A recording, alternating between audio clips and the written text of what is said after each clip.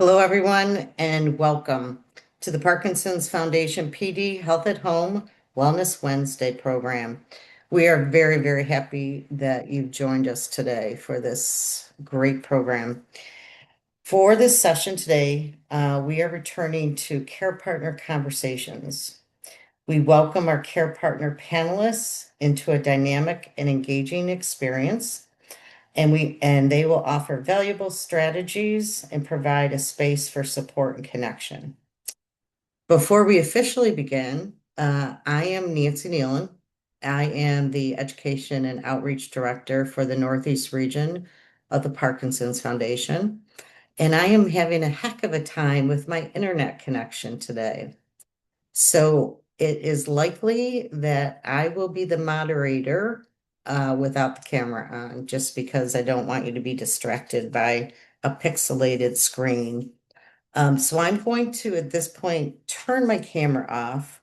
Um, and I'm in touch with everybody, so please know that that's happening still. And at this time, I'm going to proceed with our introductory comments. First and foremost, we would like to thank Amneal for providing this invaluable support for today's webinar and the mission of the Parkinson's Foundation. I'd also like to remind you about our other PD Health at Home programs. Each week, we offer sessions tailored to support people with Parkinson's and their care partners, including Mindfulness Mondays, Wellness Wednesdays, Fitness Fridays, expert briefings, and our Spanish language series, EP Salud and CASA. Please be sure to visit our website to see what's coming up and explore our archived videos on YouTube.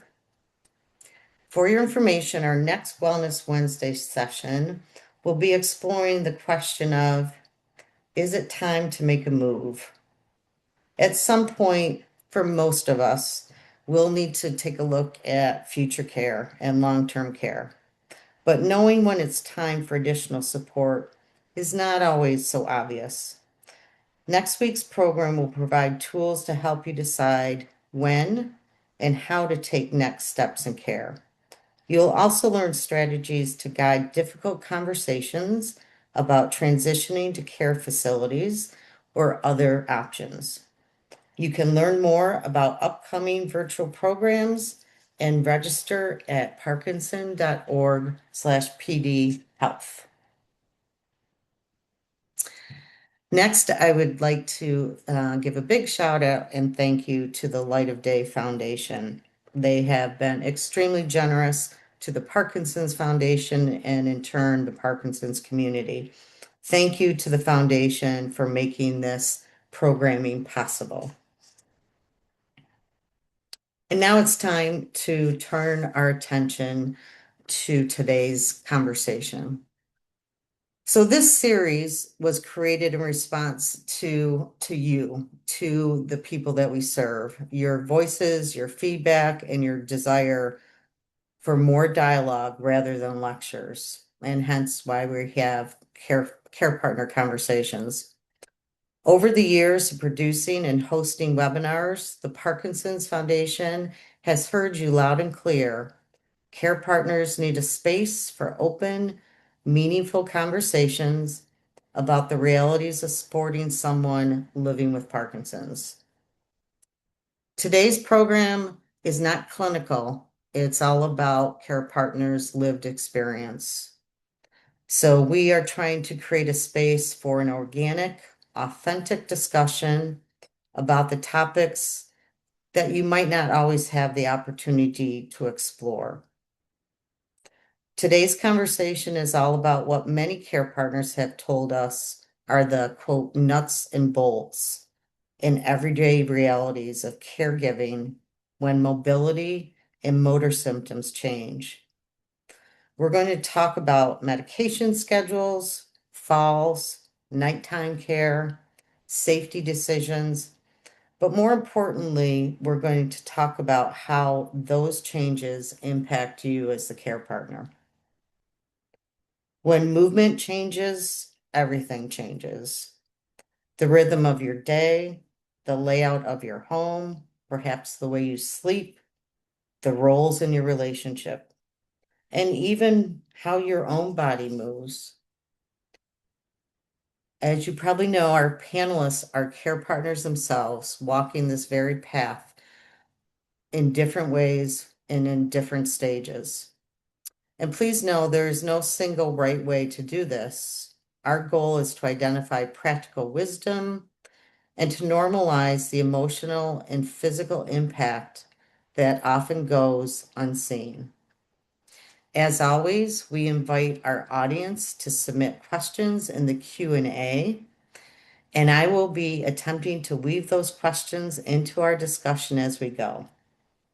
At this time, it is my honor and privilege to welcome our panelists, Terry, Barbara, Lindsay, Carla, and Vincent. These are members of our community, just like you are, who are living the care partner experience every day. Thank you to our care partners for being here and your willingness to participate. So with that, we are going to dive right in.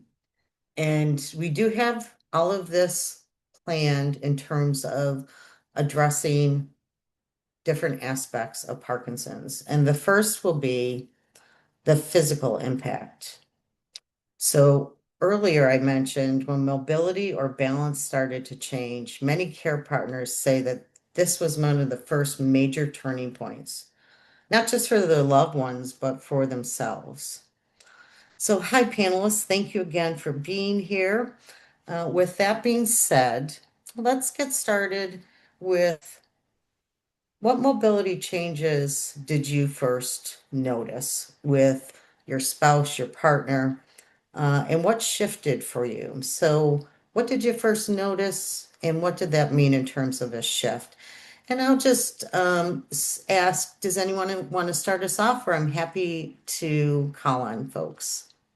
I'll start us off. In addition to the shuffling gait or the slower, the bradykinesia, as it's called, the slow movement, which had been going on for years. My husband was diagnosed in 2017. He started having blood pressure lability. His blood pressure was very high Yes. and very low.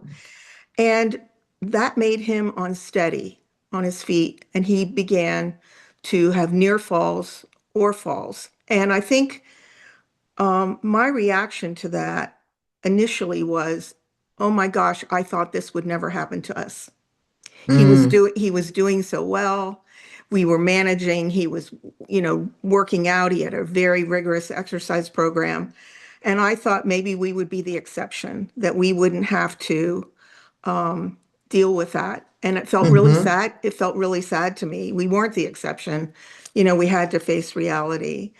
And that's when we began working with an occupational therapist. Oh, okay. And that's actually one of our follow-up questions. So thank you for inserting that now, Barbara. Thank you so much. Vincent, any thoughts about when changes became noticeable to you? Yeah, my wife started, I guess, kind of just tripping, and we Mm, kind of thought, hmm hey, maybe it's kind of it's a little clumsy or whatever. But she kind of noticed that she would trip a little bit more, and because I saw her all the time, I didn't really notice. And then actually, her grandmother noticed one time, it's like, hey, what's going on with her? Oh, She seems to be kind of moving slower, moving, kind of bit over. I was like, I haven't noticed. Um, hmm And then that's when I kind of started to notice, and I noticed that when she walked, she didn't swing her arm, like her right arm didn't swing. Oh, And that's when I started to notice, like, yep, she would kind of drag her right foot, and she wouldn't swing her right arm. And then she's had a very slight tremor um, when she would use her phone. So it was all on her right side. And so that's when we noticed, kind of, that was 2016, 17. We noticed hmm things that started changing with her movement. And then during the pandemic, because we were all in the house, I noticed more of it. Right. And that's when she started going to back to a neurologist to say, hey, something else is going on.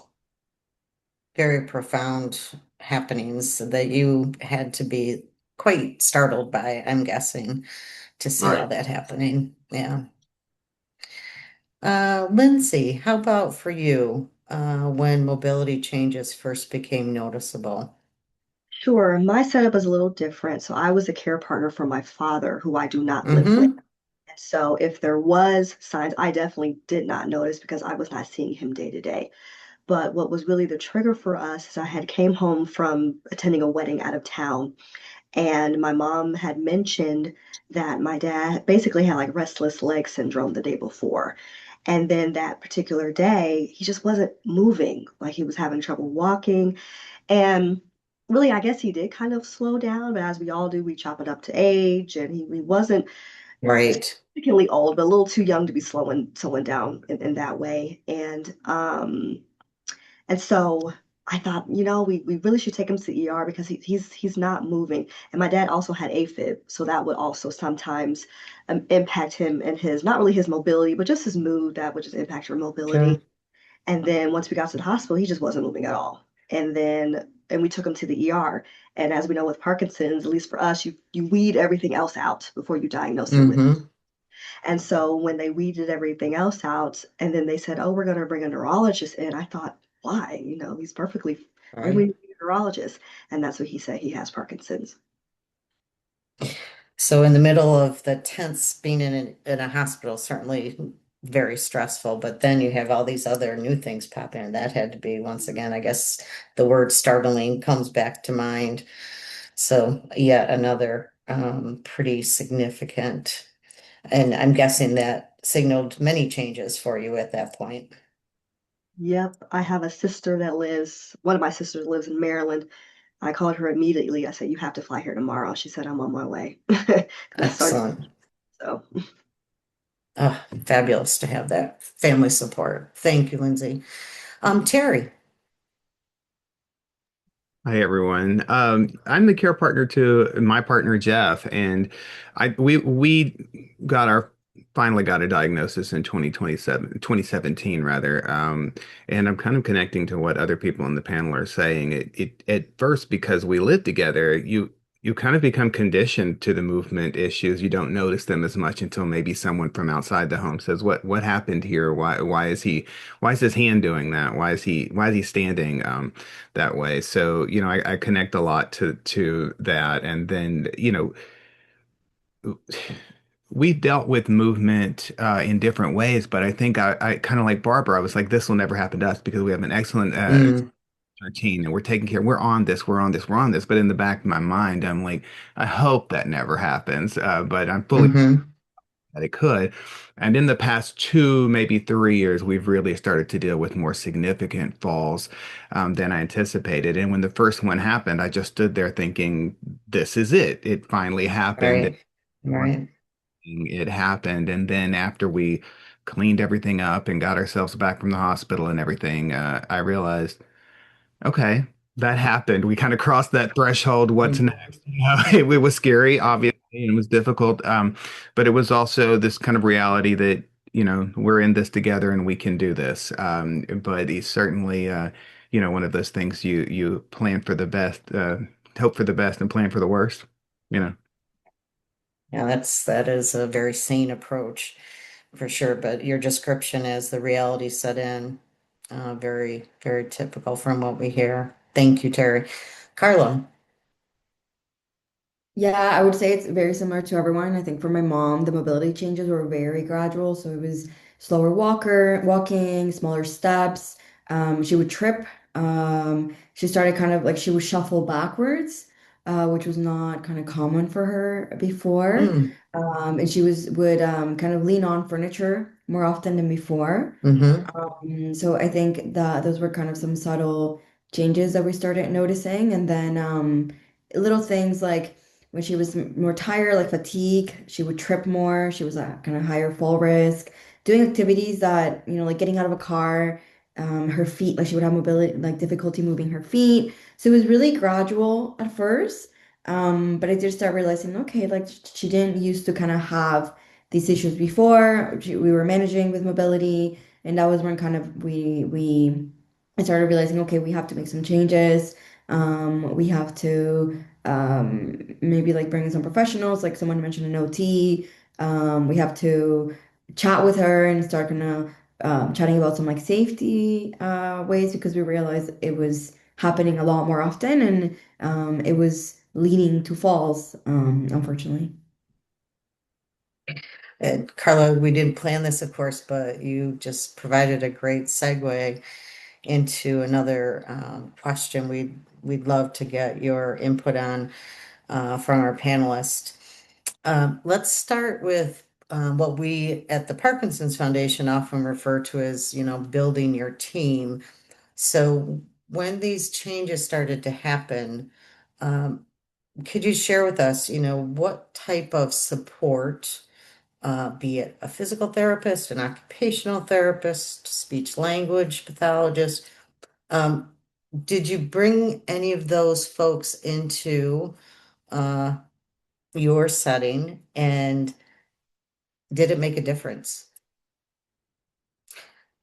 So I'm not necessarily going to stick to the same pattern, but Barbara, you were shaking your head. I got a sense you were wanting to respond. Sure. Thank you, Nancy. Gary is a Vietnam veteran and he was exposed to Mm-hmm. Agent Orange. And so we are, in addition to seeing someone at the University of Colorado, we also are connected with care at the Veterans Hospital and Outpatient Clinic in Denver. And we had already met with an OT because we had assembled our team, which was a Mm-hmm. multidisciplinary team, including all the people that you just mentioned. But I said, I think we need to set up an appointment with, her name is Emily, and we Mm-hmm. set it up with her. And I brought up, I think we need a walker in the house. I think Mm-hmm. we could use a stair glide.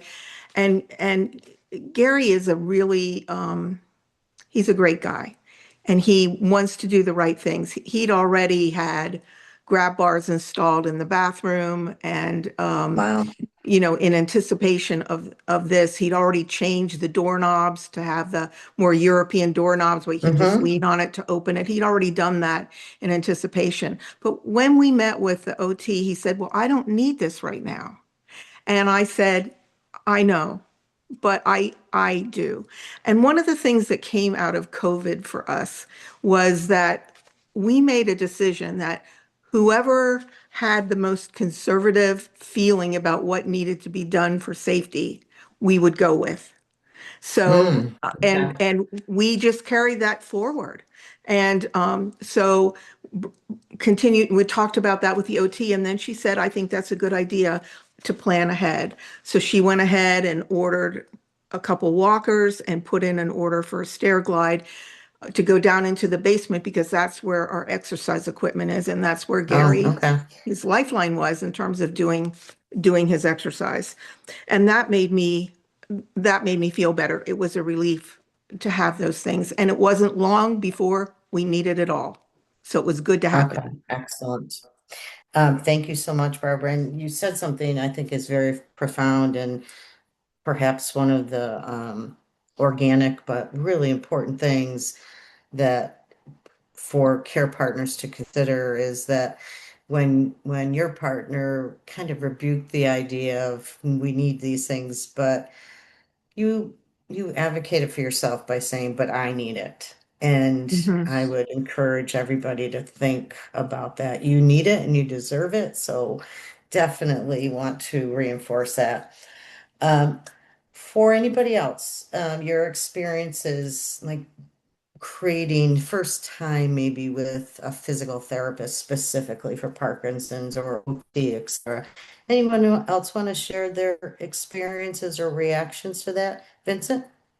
Yes, so shortly after my wife was diagnosed, the doctor recommended physical therapy.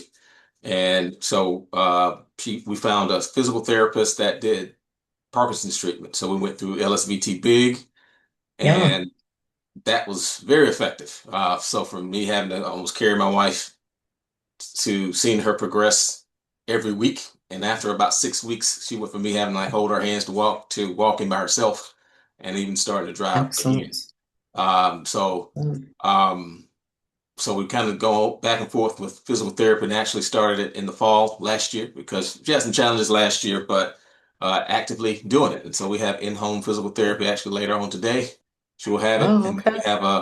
we converted a bedroom into a gym. So she has an elliptical, she has free weights, she has some other equipment to help her stretch and to move every day, a small hand bike that she can use for her hands and legs. So yeah, physical therapy has always made a huge difference with her movement and just her overall demeanor and her spirit when she really gets engaged in it.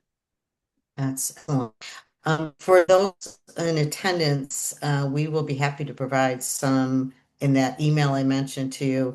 Vincent mentioned a program called LSVT. That's one of several specific physical therapy programs for people with Parkinson's. There are others that you might want to check out. So I'm thinking we could probably include that in the email we send to you. So thank you very much, Vincent. Um, Carla, Lindsay, or Terry, would you like to comment on this? Lindsay? Sure, I can go. I will be fully transparent, and my father was very resistant to any therapy that was recommended to him. When he was diagnosed, he was immediately sent to a rehab facility and was forced to do therapy. And like Vincent, it was Oh, working, it wow. was helping. And also keeping in mind, he was diagnosed January 2020, so our options were very limited of where to go and things like that. And so he was in there probably till March. And same as Barbara, once he returned home, I think it's also important to note that our support system, at least for us, is also outside of that physical therapy as well. That is helpful, but the caretakers need support as well. And so when he Yeah. came home, um, my sisters and I immediately got to work in finding them a new home. So just so my mom didn't have to worry about it. So they needed a one level house, Mm-hmm. name was Barbara, with wider door frames and grab bars in the bathrooms. And so they were able to be in that home August of that same year because they had to build it. So that Wow. was really nice. That's, mhm. But however, as far as the physical therapy part of it, you know how it goes because we all do it, even those without Parkinson's. You go to therapy and they say, do the exercises at home, and then you don't do it. And that's Right. exactly what happened. And it's COVID and it's cold. I'm in Indiana, it's wintertime in January. So there's nowhere to Right. go. And so um, I'll say unfortunately because it is unfortunate. It wasn't until he got very, very bad and completely, basically immobile 2023 is then when he picked back up everything else, physical, occupational, and speech. And quite frankly, by then it was kind of a moot point at that point. So Mm, I say that to say I would encourage anyone to start it early and stick with it. It really, really does make a difference. And I know it's hard, but you don't want to go through what we went through if you can prevent it. that's an excellent message. Thank you so much, Lindsay. Carla or Terry, any I think I'll just thoughts? jump in and share that for us, an occupational therapy was extremely helpful Mm-hmm. because she came in with a lens and we had done a walkthrough of every part of her house that my mom would kind of use in her day to day. Um, but I think the biggest thing was having an objective recommendation rather than my mom feeling like this was personal. So in a way, reduce some tension around, okay, maybe there's some furniture that's blocking your way. Maybe a Yeah. walker could actually help you move safer from this space to that space. With the occupational therapist, we also realized there we had a lot of kind of furniture. My parents had a lot of furniture around the house that they weren't actually using. And we kind of did like a clearing of everything to really make it a lot more accessible so that she could safely walk with the walker, have space, Mm-hmm. add like grab bars around in a way that was more realistic to what my mom needed. Um, and then absolutely with the walker, my mom was extremely resistant to it for a while. But I think the message that we kept on trying to reinforce was that it's not a sign of it's a sign of declining or a sign of losing her independence, but it was actually autonomy. It would allow her and give her Yeah. autonomy to move safely without having to call me or my dad. And so it's something that I think chatting with her, like kind of an idea of me wanting to respect her wishes, her autonomy, her independence, and this would Mm-hmm. allow her to maintain that and to keep that without having to always rely on someone to like help her move around. So those were some of the Yeah. points that Mhm. were helpful for us in those transition periods. Perfect. Thank you so much, Carla. And Terry, I'm going to start with you in our next section. I'm keeping an eye on the time, and we want to make sure but we could come back.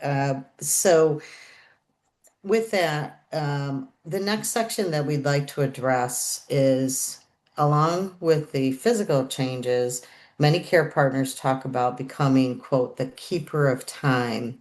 Medication schedules can shape the entire day. And it is so important because the Parkinson's Foundation talks so much about medications on time every time. And that means a great deal probably falls to the care partner. So Terry, how much of your daily rhythm revolves around medication timing, or does it not? Well, it varies by the day. Okay. Generally, Jeff is really good about getting up first thing and taking his first dose of medication. But usually, what happens is the day just gets busy, and so what Mm-hmm. for us, and we finally figured out is we have two timers. I have one on my phone, and then he has his, and then I'm just checking mine. And if I notice he hasn't done it, I'll ask him because I want Jeff to be as independent as he can be for as long. Yes. And so I don't want to hover. So that's kind of my reassurance. And so I'll ask about 10 minutes after the alarm goes off, did your alarm go off and did you take your medication? But here's what I figured out. Sometimes he'll go into where the medications are kept to take the medication, come back and sit back down. And I'll realize, and it took us a couple of months for this, so check for it. I realized that he went in, got distracted, did something totally different, and came back. I think he took his medication. He didn't, and he wasn't being malicious Okay. got distracted. And so now it's not only did I check that did you go take your medication, but when he comes back, I'm like, did you really though? Did you really go take your medication? And then sometimes like friends will be over and he'll go take his medication and then I'll say, just wait a second, we have to make sure we actually got this done, even though he got up to do. That's been a little bit difficult for us. And then also finding a pill organizer of some sort that can Yes. to it being not only convenient but easy to get through and manage because we're also dropping a lot of pills now. Mm-hmm. And so one thing that I found that works for us is and I read this on a blog somewhere. It's like a cookie sheet with a towel on it, and that's where you sort all your medications on over that, so that when they drop, they hit the towel and they don't pop back up and pop across the room. Oh, You find fabulous, fabulous suggestion. But as far as timing goes, yeah, we're all on it. It's a family affair. In what you described earlier, you are indeed more than just the keeper of time. You're the keeper of compliance, medication compliance, because Parkinson's can have that effect too. Anyone else feel like they're the keeper of time on medications?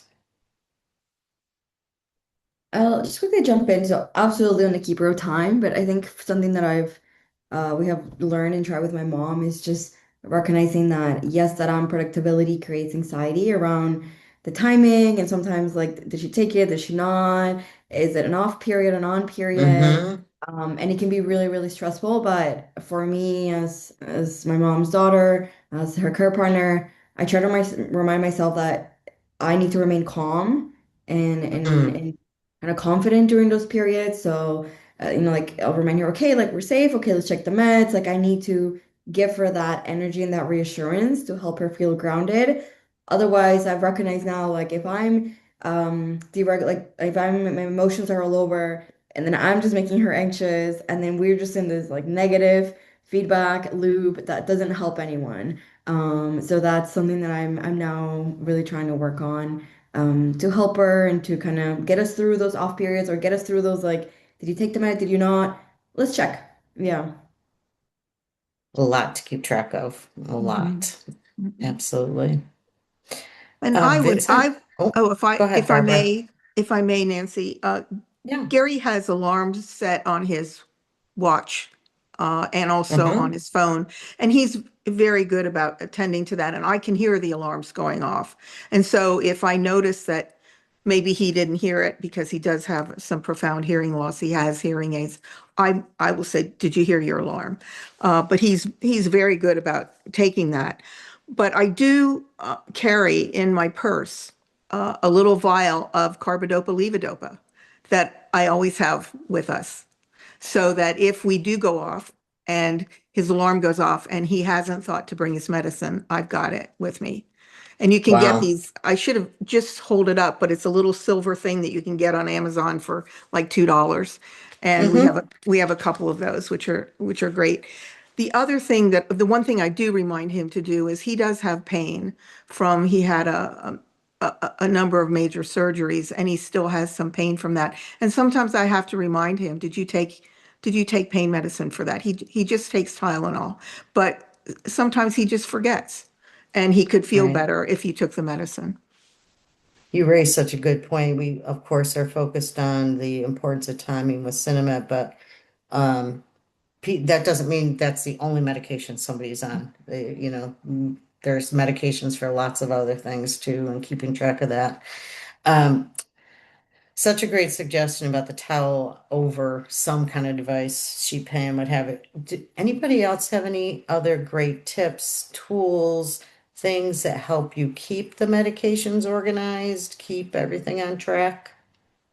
Well, Gary has a medication bag. It's like a small suitcase, and he keeps all of his medication in there. Mm-hmm. It fits in different little pockets. And then on Monday night, he does his medications for the week. So all of his medicine is always there all the time. And then he just, he puts it in a container for a week and it works really well. And we're just getting ready to take a trip. And I said, "Oh, we need to organize vitamins and everything." He said, "No, no, it's all in my bag. I have it all." So, yep. Great point and suggestion. I just want to make sure that, and we have some great questions coming in too. But did anyone else want to respond to either being the keeper of the time or any kind of suggestions, tricks, tips in terms of managing? And Vincent, I think Europe. Yeah, just yeah, I'm the keeper of time in medicines. So she actually asked me this a couple of years ago to help her do it, keep it because she would lose track of time. So yeah, we have a little medicine station. I have it set up. I keep alarms. We've just over the past couple of months gotten on the schedule. Like she started Crexont. I don't know if anybody's on that, but that has been great because it's less frequent. It's only 3 times a day. So that Hmm. helps with the load. So rather than 2 or 3 hours and trying to keep up with what to take and when, that helps. And then we also have carbidopa everywhere. I mean, we have it in her bags, we have it in cars, we have the doctors prescribe extra, and we have those yellow pills everywhere for every situation. So yeah, we keep that around. You are prepared. Wow, that is great. That is great.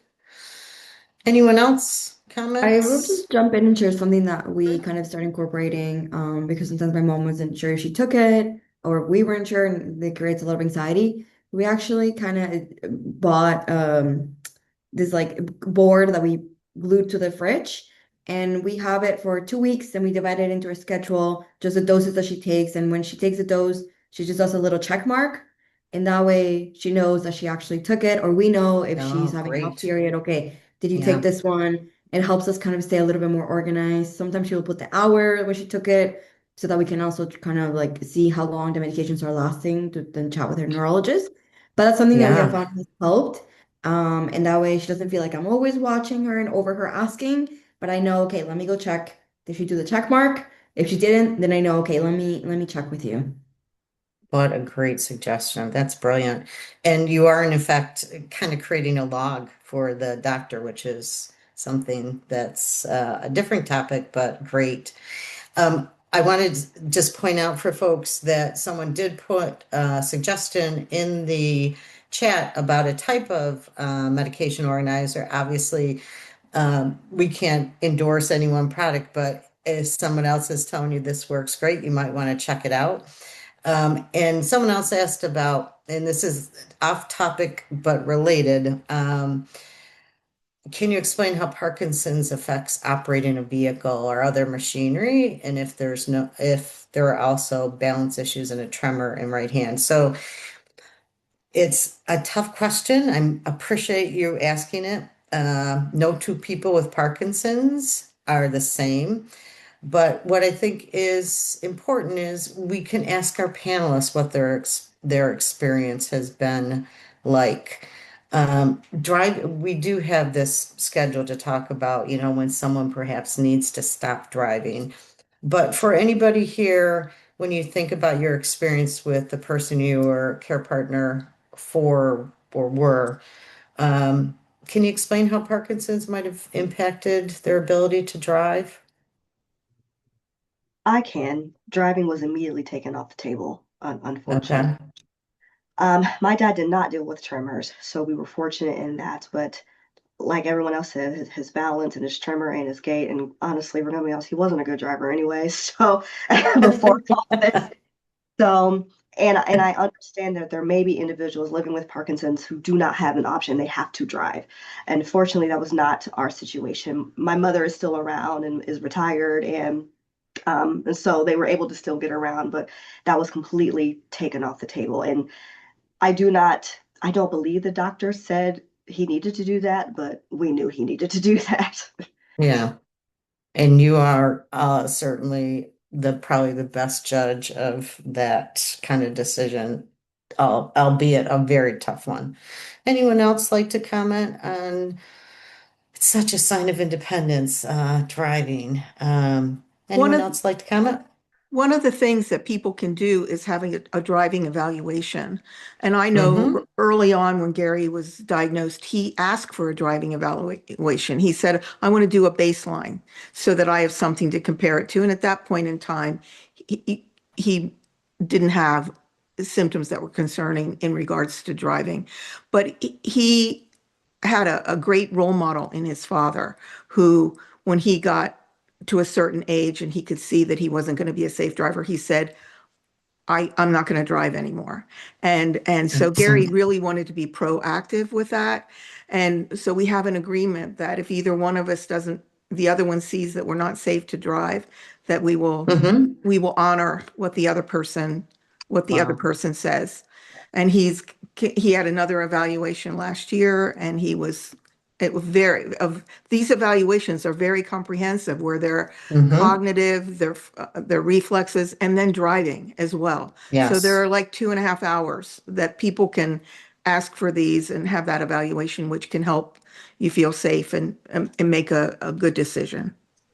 Excellent. And once again, for those in attendance, if you're wondering if you have that in your community, call our helpline. They will be happy to assist you with that to find if you do. I want to move on in light of the time because the next section is, boy, it's so critical to our very existence, and it's about nighttime and sleep disruptions. Many people with Parkinson's experience sleep disturbances, REM sleep disorder, and uh, boy, I've heard a number of care partners talk about the impact on themselves. So, for anybody here, is that an occurrence? Have you experienced that with your partner having any kind of sleep disturbance?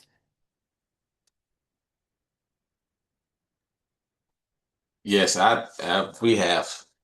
So, what, end of last year, I think, Mm-hmm. I just I had to move out. I had to pick Yeah, another yeah. room. So we hang out up until bedtime. I said, well, that's it for me. Um, I'm going to bed. So that's how we did it. But we still see each other, still talk, as late as I can because she needs light. She likes to sleep with the lamp on. She likes to sleep with the TV on, and I can't. And then even if she would toss and turn, and then I would snore on top of that. So if she would go to sleep, I'm snoring, and so when she falls asleep, I wake up. So um, that's what. But she sleeps through the night now, and so do I. So that helped us tremendously.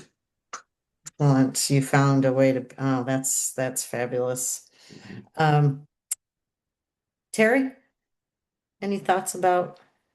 Has sleep disturbances with Parkinson's impacted you as a care partner, as a human being?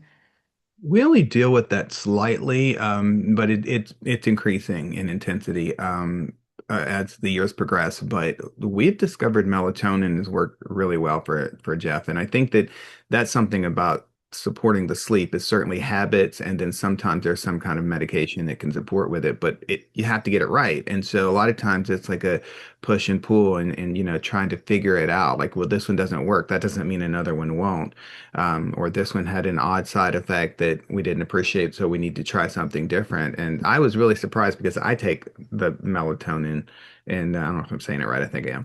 And then, Yeah. Jeff just tried it because I actually had some in the medicine cabinet, and he was like, "Oh, that really worked really well." So sometimes you stumble across a solution. Right. I will jump Excellent. in. I think for us, like sleep disturbances have been really challenging the past year. Mm-hmm. And I think like anyone who's not able to sleep, you get, it's so your mood, you're like extra like vigilant with everything. I would say we haven't found a solution, but some things that have helped us is we try to do so I don't live with my mom anymore. But when I go visit, we try to do kind of a rotating schedule where if I'm around, I sleep with her so that my dad can rest. When my sister is around, she sleeps with my mom so that again my dad can rest. And when it's just my dad and mom, like my dad also moved into his own room, but we try to create or put in place some things that can help her. So some like small lights that she can see across if she wants to move across, around the room, making sure that the bathroom also has lighting if she needs to go to the bathroom, that we have mobility equipment close by. We also have an iPad, I guess, with a meditation app that Mm-hmm. she uses. Sometimes she wakes up anxious, and that way she kind of has, I guess, these tools in place to help her like go back to sleep. She's also religious, so we have a rosary close by, so that again, like all these Okay. little tools and things that Mm-hmm. kind of help her get through the night, help us get through the night. We have medications right beside her bed, kind of everything easily and accessible and close by so that we're not searching in the middle of the night or she's not kind of worrying and anxious about not finding something, but it's there, it's ready. And I mean, it's a process. We're still trying to figure out how to support her better at nighttime. Wow, Carla, that what you just described is so much. You were saying in this, you're kind of describing as little things. To me, they sound like, oh my gosh, you have put together such a care plan there. Holy cow. Equipping her with so many tools, which is so wonderful.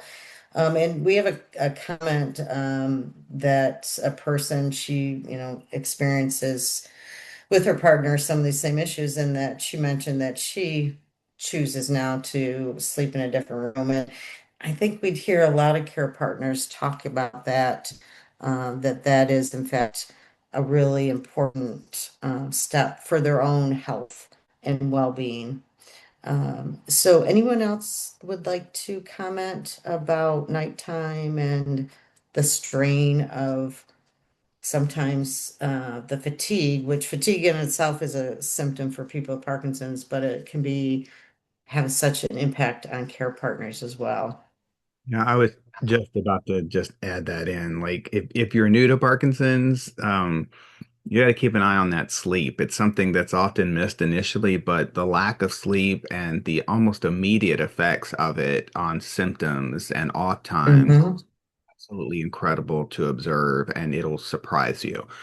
So that sleep is like it's sleep and exercise and food, but in that order, pretty much are the most Hmm. us in our family. What a great way to really describe that: sleep, exercise, and food. Yeah, sounds like three very important things that we all need.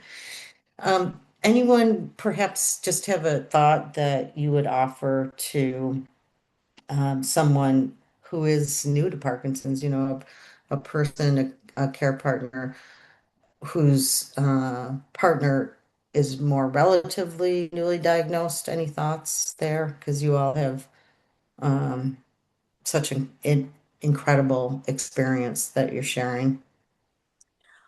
I would say really get connected with other people in the Parkinson's community. There's so many resources out there. The Parkinson's Foundation is one of them. But get connected with a support group, get support for yourself as you're going through this journey. Because just as we talked today, and whenever I'm a part of any group that's sharing, I always learn so much in that Yeah, it's time. true. And so we learn from each other, we get support from each other. So get connected. You're not alone unless you choose to be, and it's really important to be connected. I would add, if you're new to Parkinson's and new to being a care partner, is, and this is a hard one, do the little conversations first because the big ones are coming. So the little conversations about mobility, about driving's going to come later, but right now you can talk about the small things. Like, I noticed that you had difficulty when we went swimming the other day. Is there something we need to think about to help you out with that? Like, some of the smaller, less intense conversations we avoid because we got so much bigger fish to fry. But Hmm. you can develop some muscle memory in those first years when you're initially dealing with the diagnosis, so that later, when you're having to have the conversation about you're forgetting your medications or driving has become difficult and it's time for us to consider that you stop, you'll have some muscle memory having dealt with those really small issues. But I think what I found myself doing is ignoring those small issues because Hmm. and but you've got to develop some practice, and that's a good time to do it on the small things. That way, you're ready later when you have to have the bigger conversations. That sounds such excellent advice, Lindsay. I would say, and this isn't even going to be related to your partner who has Parkinson's, I would say try and continue to stay you and keep you and the things that Hmm. you like, because starting off, your journey may not be as all consuming. But again, I'm on the tail end and it became all consuming. And so, but we built in a schedule. When I say we, myself, my mother, who were my father's main caretakers, but I do have two other sisters that more so helped with like emergencies and administrative things. Hmm. But kind of like Carla, we were on a schedule because I live out of town as well. So my parents are 90 minutes away. So every Tuesday, Thursday, I will go there, and she kept her schedule. She went to her mahjong tournaments, for shopping, whatever she needed to do, kept that schedule. And then, vice versa. So that's what I would say for care partners starting off is, I know it's challenging and you feel like you have to do everything, but like Terry said, they need to be independent and they want to be independent, and you have to be independent too. And so it does not consume you, because the consumption unfortunately may be lingering and it may be coming. Yes, indeed. Indeed. Fabulous, fabulous recommendations, suggestions from everyone here. We do have one more section that I do want to get to, but I also want to make sure that I touch base with folks who are making comments or questions. Um, this is probably somewhat, we need to keep this in the context that none of us are doctors, but does anyone have this similar experience of your partner having any issues that when the temperature changes, the tremor increases? Anybody experience that? Once in mind, keeping in mind, no two people with Parkinson's are the same. Okay, I'm gonna say that probably means that they don't, but that's not a big surprise either. And I'll just make a quick comment. Someone mentioned support groups. The Parkinson's support groups that I have been exposed to over the course of 10 years, they are everything and more. And Barbara's recommendation, please think about being connected to a group in your area or virtually. Call our helpline once again, they'll help connect you. Parkinson's related resources for anyone with dementia. We do have resources. I know we have fact sheets and things, and I know I probably sound like a broken record here. Our helpline specialists are fabulous. They will be more than happy to point you in the right direction. And let's see. Okay, let me just quickly, I want to make sure I'm doing all that Krista asked me to do here.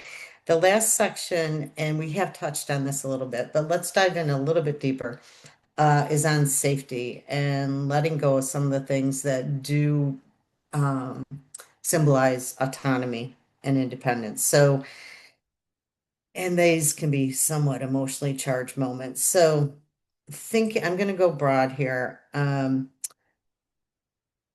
What kind of safety conversations have you had? Um, how do you struggle or how do you balance or try to balance and support someone's dignity while also trying to protect the person, yourself, those around you? Um, Not always a minefield, but certainly can be very challenging. So, anyone like to start us off here? I can go. Something that I definitely would say it's challenging because as you mentioned, we want to keep in mind safety, but also independence for my mom, which is very Mm-hmm. important. I think something that we try to approach with is can we adjust or adapt an activity rather than completely eliminate it or completely kind of say, no, you're not allowed to do that anymore, but maybe could we try doing this? What about that way? And that's kind of a way that we meet in kind of the middle. I often also think about the idea that it's I still have to honor who my mom is. So Yeah. my mom was a very adventurous person. She loved going outdoors.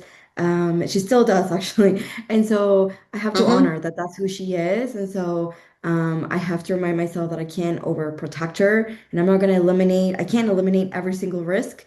Yes, she could fall while she's on a walk by the lake that she loves and enjoys, but how can we maybe adapt it so it's a little bit safer? Maybe that's going with the walker or making sure that she always goes with someone. We don't have to give up on those things that she really enjoys. Yes. And I also, for me, sometimes I think I overprotect because I'm anxious, but it's not fair for me to put my own anxiety on my mom when she feels confident about something. And it's certainly your self-awareness, and clearly, as you think about all these things, what a fabulous care partner you are. You all are. But thank you, Carla, so much for those comments. I know someone else was going to comment here too. So let me come back to this area about trying to maintain dignity while addressing safety issues. Anyone else like to make a comment? I would say no one's journey is easy, but when I hear stories, ours was very easy in comparison. Because Mm, dad's just an easy person, you know. So he's like, okay, I'll do that. I'll be safe. But I think that the challenging thing for us was when he was diagnosed, this, and I don't know if this is the case for everyone, this wasn't instant walker, instant wheelchair, anything like that.